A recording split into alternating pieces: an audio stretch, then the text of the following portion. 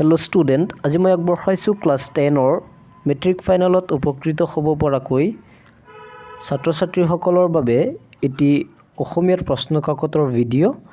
মই নেক্সট ভিডিঅ'বিলাকত বাকী ছাবজেক্টকেইটাৰ ভিডিঅ'ৰ সলিউশ্যন লৈ আহিম। যিবোৰ ছাবজেক্টত MCQ আছে, 45টা MCQ 4টা ছাবজেক্টত আছে, সেই MCQবোৰ সমাধান কৰিম অতি সহজ নিয়মত প্ৰত্যেকটা ছাবজেক্টৰেই। গতিকে সকলোবিলাক ভিডিঅ' এই চেনেলত চাবা বুলি আশা ৰাখিছোঁ। চেনেলটো যদি ভিডিঅ'বোৰ চাই যদি তোমালোকে ভাল পোৱা তেন্তে চেনেলটো ছাবস্ক্ৰাইব কৰি ৰাখিবা আৰু ন'টিফিকেশ্যন বেল আইকনটো প্ৰেছ কৰি ৰাখিবা, কাৰণ ইয়াত আপলোড কৰা প্ৰত্যেকটা ভিডিঅ' তোমালোকৰ কাৰণে গুৰুত্বপূৰ্ণ হ'ব। কাৰণ প্ৰত্যেক দিনাই যি কুৱেশ্যন পেপাৰ আপলোড কৰিম সেই কুৱেশ্যন পেপাৰৰ MCQখিনিও সলিউশ্যন কৰিম। এনেদৰে অভিজ্ঞ লোকসকলৰ দ্বাৰা কুৱেশ্যন কাটা হৈছে, তোমালোকে নিশ্চয় পেটাৰ্ণ চালেই আইডিয়া কৰিব পাৰিবা।